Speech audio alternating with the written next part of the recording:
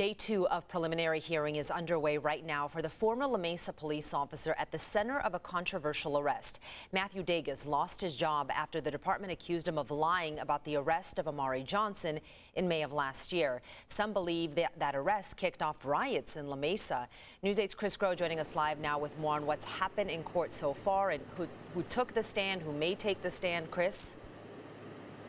It is day 2 today, still trying to see if this will indeed go to trial. And today, the other person on the other end of that viral video, Amaurie Johnson, took the stand today in a really highly anticipated moment here to hear from him inside the courtroom. However, it didn't really start the best way for the prosecution, who called, of course, Amaurie Johnson to the stand. At one point, he was asked to identify the officer that approached him and then eventually arrested him in that video. That would be former La Mesa police officer Matt Dages. However, Johnson actually misidentified Dages' brother as the officer that he encountered that day. Now, it should be pointed out, Matt Dages had a mustache a year ago, especially in that video during that encounter, but no longer does.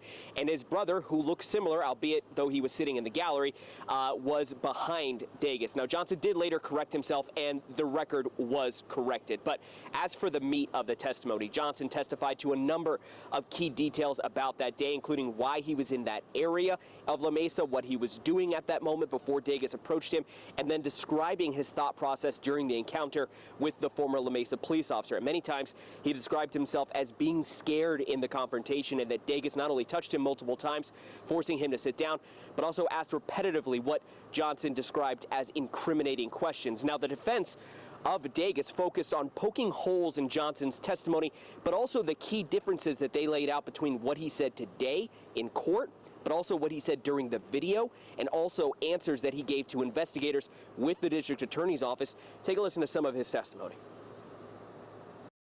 Because I wasn't told, I didn't know why I was being detained. So to me, there was no reason for me to be detained. It was also like subconscious. I really didn't realize that I was standing up. Why would you ask Officer Dages if he was threatened by you putting your hands on him? I was trying to get him to open up, speak to me. So if, the whole time he was being defensive and stuff like that, I thought maybe if I offered him, something to kind of like make him feel as though we could speak.